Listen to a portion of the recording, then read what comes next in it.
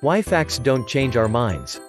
The economist J.K. Galbraith once wrote, "Faced with a choice between changing one's mind and proving there is no need to do so, almost everyone gets busy with the proof."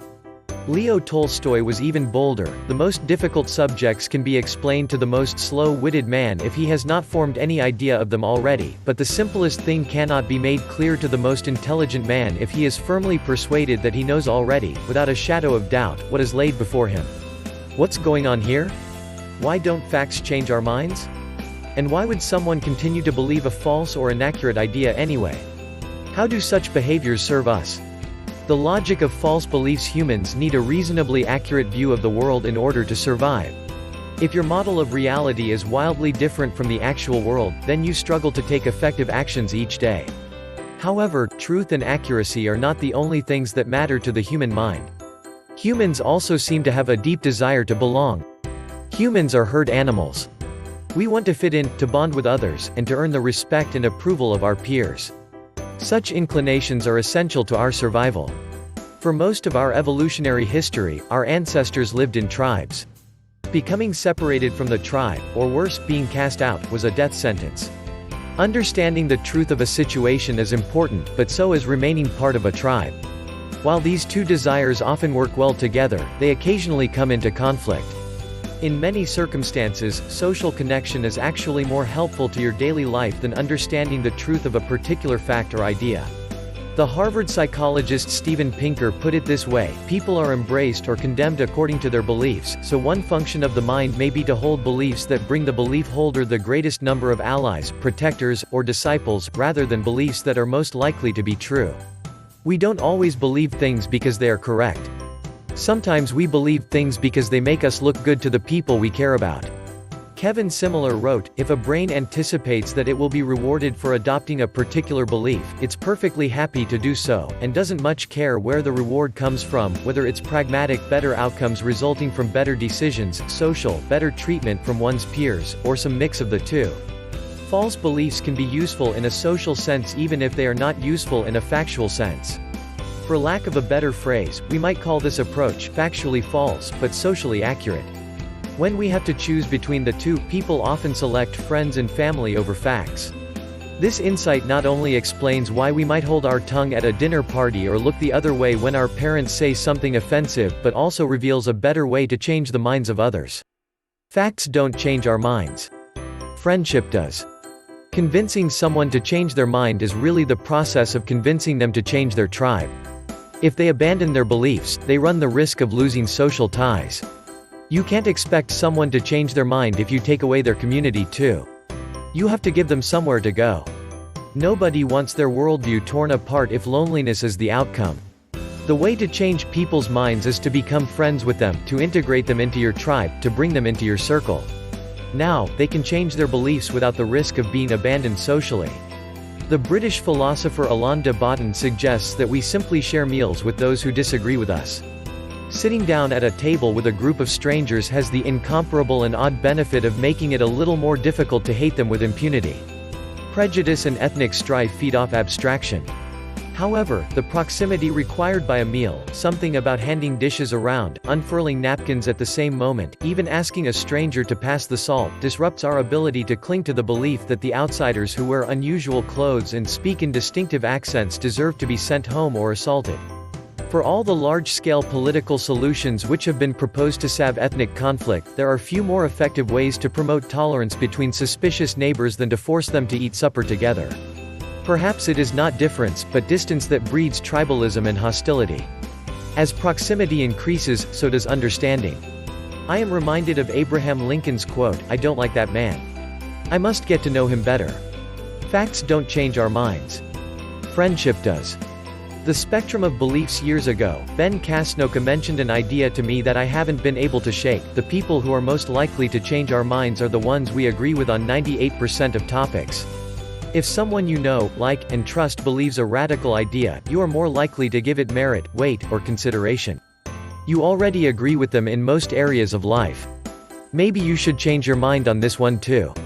But if someone wildly different than you proposes the same radical idea, well, it's easy to dismiss them as a crackpot. One way to visualize this distinction is by mapping beliefs on a spectrum. If you divide this spectrum into 10 units and you find yourself at position 7, then there is little sense in trying to convince someone at position 1.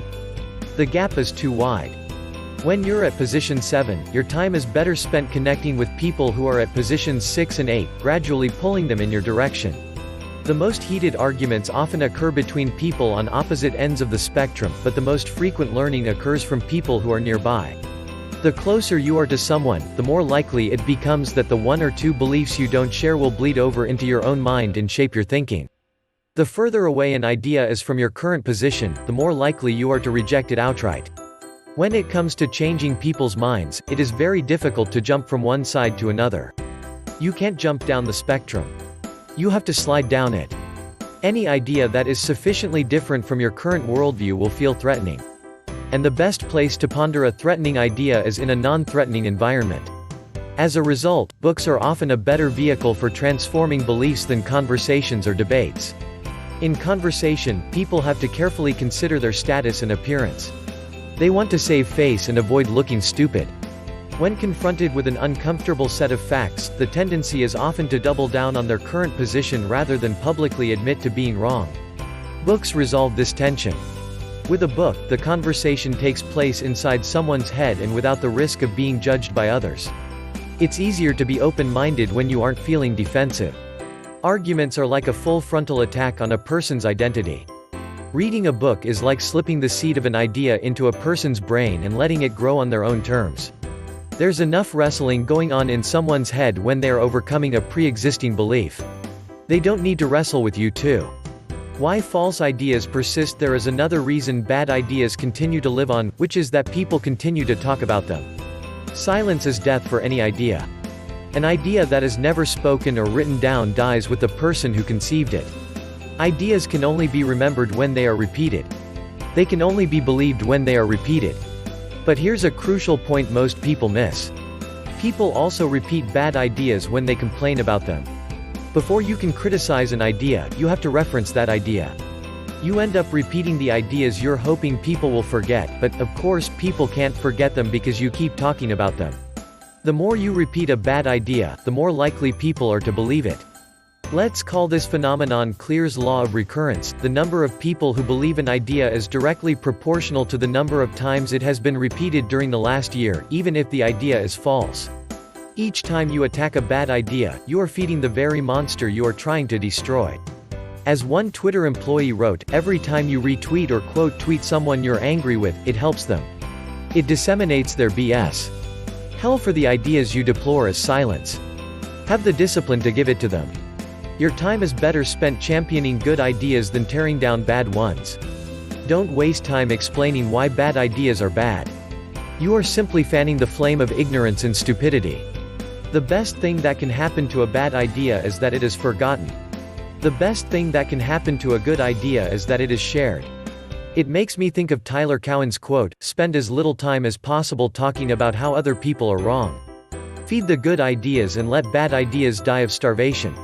The intellectual soldier. Why do you want to criticize bad ideas in the first place?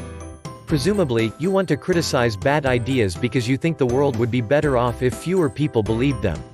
In other words, you think the world would improve if people changed their minds on a few important topics. If the goal is to actually change minds, then we shouldn't believe criticizing the other side is the best approach. Most people argue to win, not to learn. As Julia Galef so aptly puts it, people often act like soldiers rather than scouts. Soldiers are on the intellectual attack, looking to defeat the people who differ from them. Victory is the operative emotion. Scouts, meanwhile, are like intellectual explorers, slowly trying to map the terrain with others. Curiosity is the driving force. If you want people to adopt your beliefs, you need to act more like a scout and less like a soldier. At the center of this approach is a question Tiago Forte poses beautifully: are you willing to not win in order to keep the conversation going? Be kind first, be right later. The brilliant Japanese writer Haruki Murakami once wrote, "Always remember that to argue, and win, is to break down the reality of the person you are arguing against. It is painful to lose your reality, so be kind, even if you are right." When we are in the moment, we can easily forget that the goal is to connect with the other side, collaborate with them, befriend them, and integrate them into our tribe. We are so caught up in winning that we forget about connecting. It's easy to spend your energy labeling people rather than working with them. The word kind originated from the word kin. When you are kind to someone, it means you are treating them like family. This, I think, is a good method for actually changing someone's mind. Develop a friendship. Share a meal. Gift a book. Be kind first, be right later. Thanks for watching.